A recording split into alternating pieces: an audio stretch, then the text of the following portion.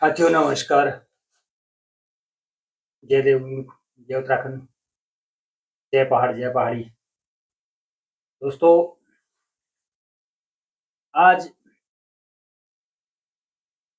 सबसे पहले बात करूँगा उत्तराखंड की, जो हमारे सर्वेसर्वा या हमारी सत्ताएँ, हमारी सरकारें और उनके जो सरकार के राजस्व इकट्ठा करने का जो एक मंत्र है, वह मूल मंत्र है शराब का मंत्र। दोस्तों, अमूमन हम सभी जानते हैं और सरकार भी इसको स्वीकार करती है कि पहाड़ से पलायन हुआ है। और वास्तव में अगर देखा जाए धरातल पर तो पहाड़ से पलायन आप भी मानेंगे और हम भी मानेंगे। एक तरफ तो रही बात पलायन, दूसरी बात आती है अगर जनता कोई डिमांड करे, चाहे वो पहाड़ों में शिक्षा की मांग करे, चाहे जनता स्वास्थ्य की मांग करे, सड़क की मांग करे या पेयजल की मांग, तो सरकार के उसमें कहीं न कहीं अपने मानक जो हमको बताए जाते हैं, जो हमें समझाए जाते हैं कि अगर पेयजल योजना बननी है तो आपके पास इतना क्राइटेरिया होना चाहिए, आपके पास इतनी पॉपुलेशन होनी चाहिए, इतनी ग्राम सभाएँ होनी चाहिए। शिक्षा के लिए आप एक विद्यालय खोलने की बात करें तो उसमें आपके मानक आड़े आते हैं। चिकित्सा की बात करें तो उसमें आपके सारे मानक आड़े आते हैं। लेकिन दुर्भाग्य देखिए इस प्रदेश का। दोस्तों, हमारे प्रदेश की सरकार ने, मैं ये कहूँगा कि शायद नई आबकारी नीति उन्होंने बना दी। एक तरफ से पहाड़ खाली होते जा रहे हैं, पहाड़ वीरान होते जा रहे हैं, लेकिन दूसरी तरफ हमारी सरकारें हमारी मूलभूत सुविधाओं का ध्यान न रखते हुए हमारी रोजमर्रा का ध्यान रखती है। जो हमारी रोज की आवश्यकताएं, शायद सरकार को लगता है, सरकारें चाहती हैं कि पहाड़ का युवा, पहाड़ का नौजवान, शायद उसको इसकी आवश्यकता है, और वो है मदिरापान, शराब की नीति है। हमारी सरकार अभी जो हमारे अल्मोड़ा जिले के तहत 11 नई दुकानें आवंटित की है हमारी सरकार।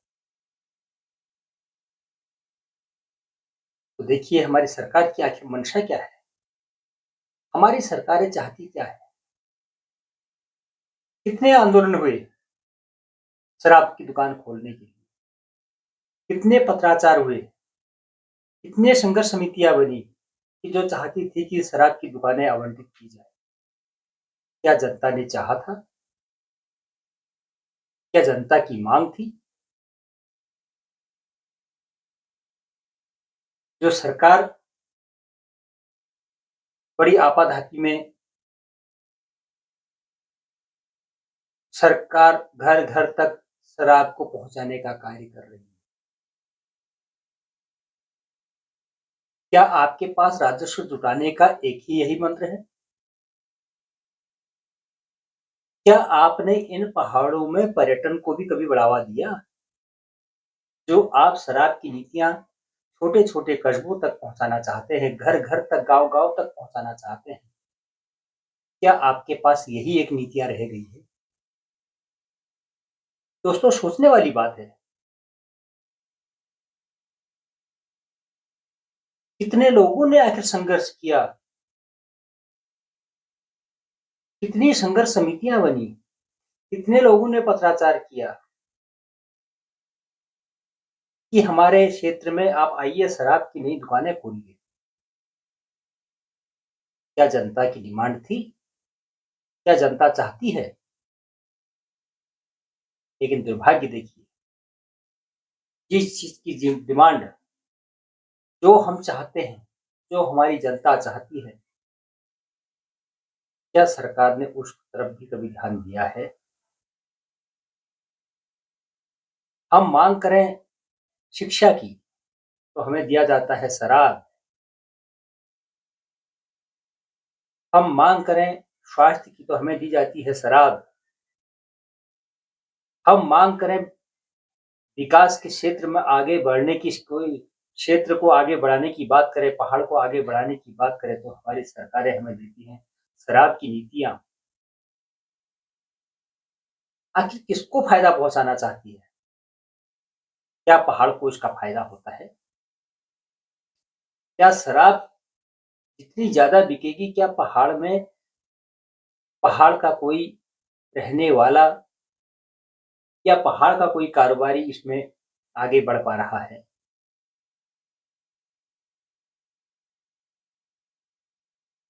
लेकिन दुर्भाग्य देखिए, आप शराब पहुंचाना चाहते हैं, इसका क्या आप उद्देश्य समझते हैं? पहाड़ में जो गिनती के युवा रह चुके हैं, क्या आप उनको भी शराब की लत लगाना चाहते हैं? क्या आप उनको भी मदिरा के लत में डुबोना चाहते हैं? या इसके पीछे आपकी एक मंशा है कि जब जब चुनाव आ रहे हैं तो आप लोगों के लिए सहूलियत हो कि आप जहां पर चाहें वहां पर आपको शराब मिले और आप उसको अवैधानिक तरीके से लोगों के घरों तक पहुंचाने का काम करें, लोगों के घर के अंदर पहुंचाने का काम करें। यह अमूमन चुनाव में देखा गया है। आप पहाड़ के आवाज को बंद करना चाहते हैं।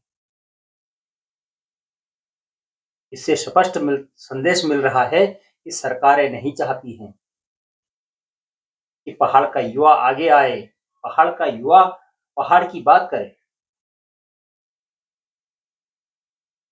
पहाड़ का युवा पहाड़ को बचाने की बात करे, पहाड़ का युवा पहाड़ियत को बचाने की बात करे, अपनी संस्कृति को बचाने की बात करें। क्या आपने इस ओर कभी ध्यान दिया?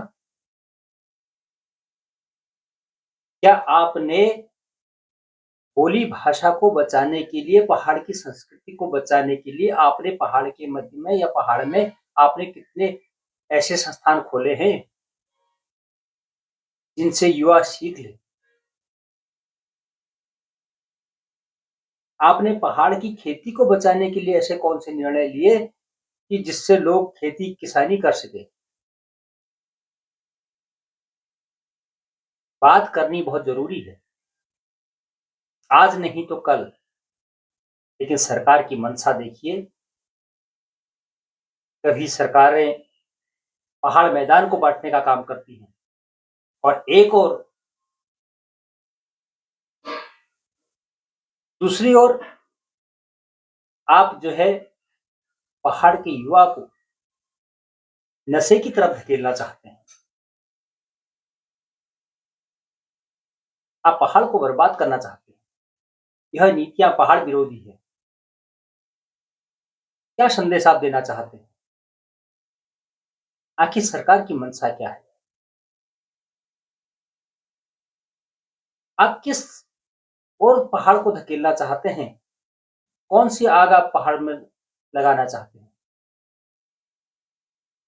क्या आपने पहाड़ में कोई यूनिवर्सिटियां दी है जिससे पहाड़ का युवा पहाड़ में रह के पहाड़ में पढ़ाई करे? आपने सारी यूनिवर्सिटियां जो बसाई है, सारे देहरादून, हरिद्वार, उधम सिंह नगर के अलावा आपने कहीं नहीं बसाई है। आपने बड़े बड़े हॉस्पिटल जो बसाए वो पहाड़ में ना खोलकर बड़े बड़े शहरों में आपने खोलने का कार्य किया है। क्या सरकारों ने हमारे लिए ऐसी नीतियां बनाई कि छोटी छोटी लघु जो लघु उद्योग हैं, कुटीर उद्योग हैं, क्या हमारी सरकारों ने उन पर कार्य किया जिससे पहाड़ का पलायन भी रुकता और आपकी शराब की नीतियों का विरोध भी नहीं होता? लेकिन सरकार की मंशा केवल पहाड़ के युवा को नशे की गर्त में धकेलना है।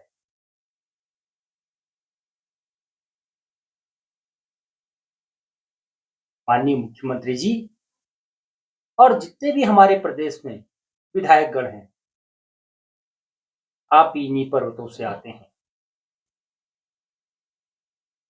आपने जरूर इन पर्वतों के छोटे छोटे विद्यालयों में जरूर पढ़ा होगा, लेकिन तब की स्थितियां और आपकी आज की स्थितियां क्या अनुकूल हैं? आप चाहते आप चाहते बिना किसी से कुछ जानकारी लिए आप किसी भी क्षेत्र में पहाड़ के विकास के लिए कार्य करते, लेकिन दुर्भाग्य देखिए उस उत्तराखंड का। 25 साल हो गए इस उत्तराखंड को, बाल्याकाल से युवावस्था में पहुंच चुका उत्तराखंड, आज आप उसको नशे की गर्त में धकेलना चाहते हैं। क्या यही सपना हमारे शहीदों का रहा? क्या इसीलिए उत्तराखंड राज्य मांगा था कि आप पहाड़ के नौजवान को नशे की गर्त में धकेलें?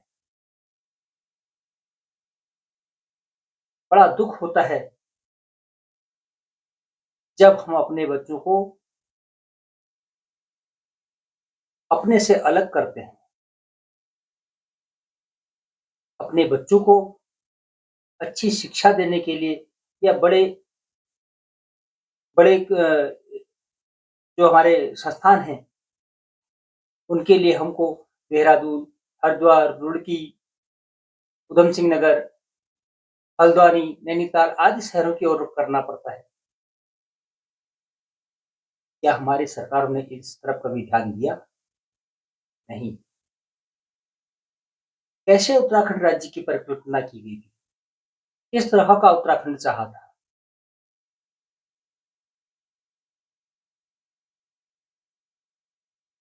क्या आप साबित करना चाहते हैं कि छोटी छोटे कस्बों में छोटे छोटे जो जहां पर की आबादी भी बड़ी मुश्किल से,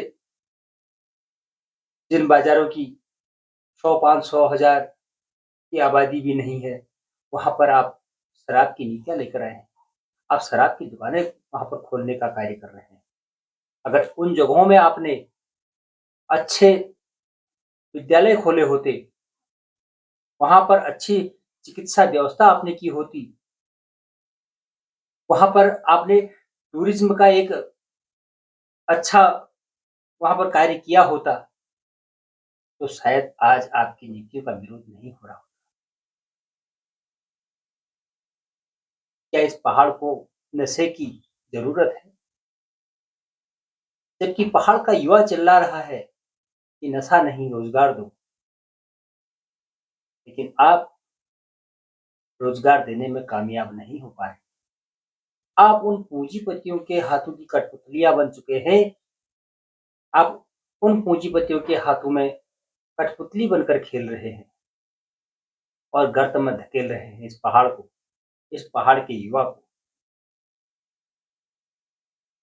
वक्त है, अभी भी जाग जाइए, अभी भी जाग जाइए, वरना यह वही उत्तराखंडी हैं, यह वही युवा है जो आज रो रहे हैं रोजगार के लिए। उनको आज नशे की आवश्यकता नहीं है, उनको रोजगार की आवश्यकता है। मैं इतना ही कहना चाहूंगा कि इस पहाड़ को नशे की आवश्यकता नहीं, आप रोजगार दीजिए, रोजगार की आवश्यकता है। हमारे शहीदों का जो सपना था उसको आप पूरा कीजिए। कौन रोकता है आपको? पूरा पहाड़ आपके साथ है, आप कदम बढ़ाकर तो देखिए।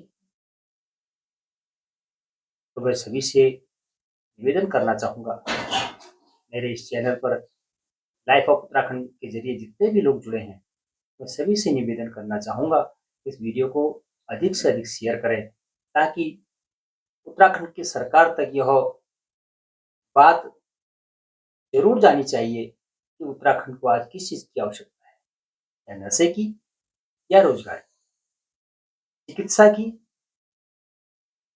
या शराब की, स्वास्थ्य की, या सराहनीय, तो यह तय हम लोगों को करना होगा, आप लोगों को करना होगा। तो इसलिए आप लोगों से निवेदन है कि अधिक से अधिक मेरे YouTube channel life of Uttarakhand को आप सब्सक्राइब कीजिए और इसे शेयर करने का कार्य कीजिए, ताकि उत्तराखंड की सरकार तक यह मैसेज पहुंच सके। तो इसी के साथ जय देवभूमि, जय उत्तराखंड, जय पहाड़, जय पहाड़ी।